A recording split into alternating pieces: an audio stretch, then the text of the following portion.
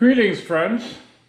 Once again, it's an honor to welcome you back to Rick's Garage. I have a brief video for you today. I'm in the process of changing the thermostats in this 2006 Altima. I use the word thermostats plural because there are two of them.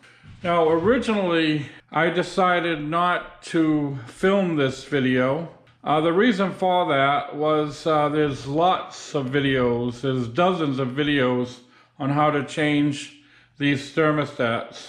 I decided partway through the job here just to pass along some tips that might make the job a little bit easier for you. Some of the videos don't even show you that there are two thermostats. They change one or the other. It's recommended that you change both. I'll show you where they're located. One is located right here between this heat shield and this steel heater hose. Right, you can see I've already got it out. And the other one is right here on the side of the motor. So tip number one, do not remove this radiator cap with the engine hot. You could get burnt. Don't leave your refuse antifreeze around. Store it in a container and have it clearly marked. And when the container's full, bring it to your local recycling center. This stuff is hazardous to your pets and animals. It has a sweet taste to it, and a dog or a cat will drink it, and it could be fatal. Most likely will be fatal. So don't leave it around. Keep it away from your pets and animals. I'm especially conscious of this because if you're familiar with my channel, I own 2 German Shepherds. Give yourself plenty of room to work. Here I removed the engine cover and the throttle body ductwork. It's not absolutely necessary to remove those 2 things, but it gives you so much more room to work. Get this damn steel heater hose out of your way. It bolts right here onto your thermostat housing, and it slips out of this little place right here. You can work around it. The problem with that is there's a bolt that you're working blind underneath this housing. And you have to get it from underneath, and you can't get a direct shot at it with a socket and an extension. So it's very easy to cross thread this bolt. So just get this damn thing out of the way. There's a little 12mm bolt right under here. So just take a screwdriver and kind of pry it out. There's an O-ring right there, and just get it up and out of your way. Now you can get this out without worrying about cross-threading anything, and it also makes it easier to access this front thermostat. It's extremely difficult to slip these spring clamps over a hose that's older and expanded. So spray a little bit of WD-40 on the outside of the hose, and it makes it much easier to slip that spring clamp over the hose and get it out of the way so you can remove the hose. Get the corrosion off of these inlets. Use a wire brush, whatever you have at your disposal, but you got to clean that corrosion off of there to help the hose seal properly when you put it back on. It's important to get the gasket surfaces on both the engine and the housings clean.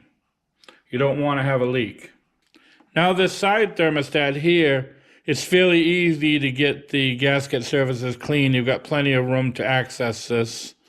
And it's a no-brainer getting the housing clean because you have them removed.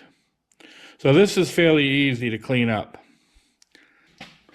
Not so much for this thermostat down here. This is kind of difficult to get at to try to clean. Mainly because this heat shield is in the way. Now, if you have the means to remove the heat shield, then this is very easy to clean up. As you can see, I've got the heat shield removed. I'll talk about how to remove this heat shield later. With the heat shield removed, I can get in there with a wire brush and clean that really nice. And I've already done so. Now, if you do not have the means to remove that heat shield, I suggest using an X-Acto knife with a flat blade like this. You can get right in there and kind of scrape all around with the heat, even with the heat shield there, just to clean it up as best you can. This is kind of important. Both of these thermostats have a vent hole. You can see it's, hope you can see it, it's right there. This vent hole has to go toward the top. These thermostats are installed with gravity working against you at a 90-degree angle toward the motor. And you notice that this thermostat is staying in place. I'll show you why that is so. What I did, friends, is I took a little bit of spray adhesive that you see here, and I sprayed a little bit on a Q-tip, and then I very carefully went around the housing in the contact area and put an ever so slight amount, and then I stuck the seal of the thermostat to it. Now the reason I did it that way is I didn't want to take any chance of getting any contact adhesive in the workings of the thermostat. That would defeat the purpose of what we're trying to do. And you can see how nice it works. The thermostat is staying in place perfectly, and now it's going to be very easy to install this. The last thing I want to talk about is not over tightening these bolts. You can see there's a lot of corrosion. Now there are varying opinions on how tight these should be.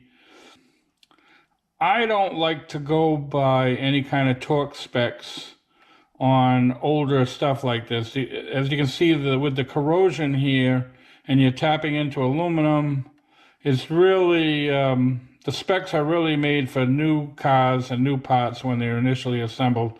So you got to have a feel for these. Do not over tighten these. Tighten these housings down evenly and try not to over tighten them. Now, before I go, I promised I would talk about removing this heat shield.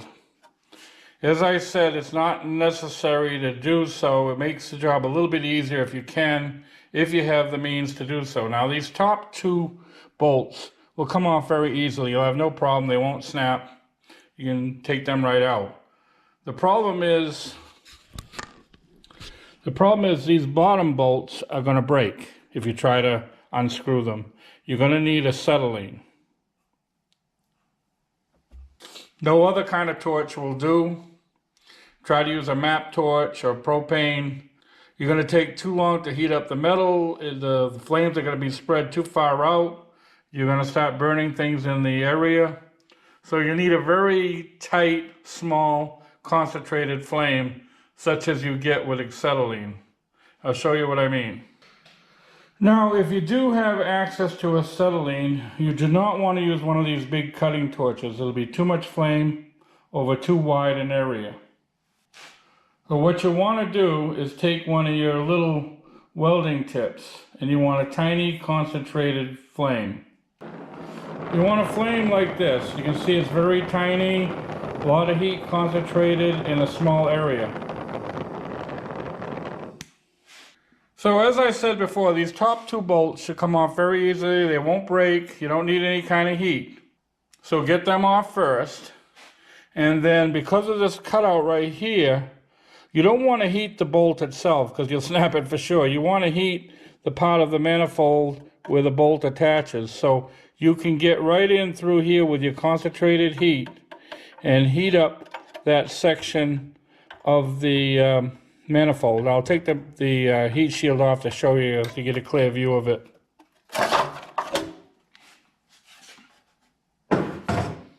So you want to get right around this oxygen sensor and heat right here. And then once you've got that bolt out, it's 10 millimeter by the way, and you've got these two bolts out, now you can slip the cover back and it'll give you access to this side. You can heat that up and get that bolt out. I'll turn on the torch to show you exactly. Okay, you see I've got a very fine concentrated flame, and see I can get right on there and heat that up very quickly, and the flame is quite concentrated.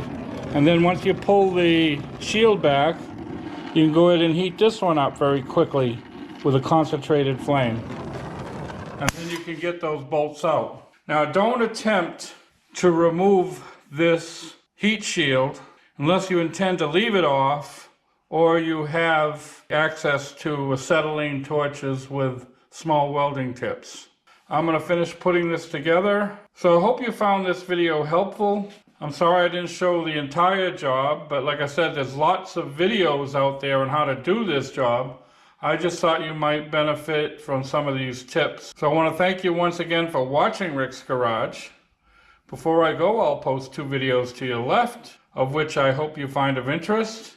And to your right, as always, will be a picture of my avatar in the form of one of my trusty German Shepherds. By all means, feel free to click on that should you wish to subscribe to my channel.